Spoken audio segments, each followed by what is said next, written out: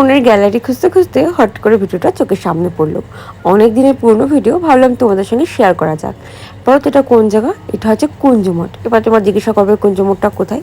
কুঞ্জমঠটা হচ্ছে পুরীতে। পুরীতে ঘুরতে গেলে এরকম জায়গাগুলো আশেপাশে অনেক আছে সাইট সিন। শুধু জগন্নাথের মন্দির না, আরও অনেক জায়গা আছে। জগন্নাথের মন্দির তো খুবই সুন্দর।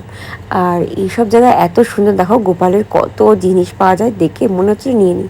কিন্তু কী করবো বলো, আমার তো ছোট্ট গোপাল নেই, তাই নিতে আর পারিনি।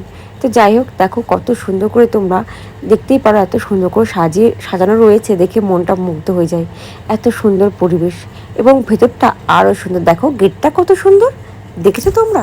এই গেটটা দেখলে কত ভালো লাগে। এই যে দেখছো বকুল গাছ, এটা এই বকুল গাছ নাকি 100 বছরেরও পুরনো।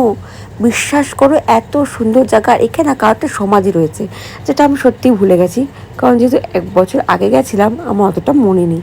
কিন্তু এখানে বসে কেউ একজন ধ্যান করেছিলেন, সেই 100 বছরে কত যত্ন করে রাখা এই গাছটাকে। আমি ভেতরে না ফোকাস যায়নি বলে তাই। আর এখানে ছোট্ট ছোট্ট কিউট কিউট দুটো বাছুর ছিল, যাদেরকে আমি আদর করছিলাম। আর এই যে এখানে আমাদের রাধাকৃষ্ণ, যাকে ছাড়া এই ভিডিওই অসম্পূর্ণ। তো এই সুন্দর ভিডিওটা তোমাদের সঙ্গে শেয়ার করলাম। তোমাদের কেমন লাগলো একটু অবশ্যই কমেন্টে জানিও, আর রাধে রাধে লিখতেও ভুলো না।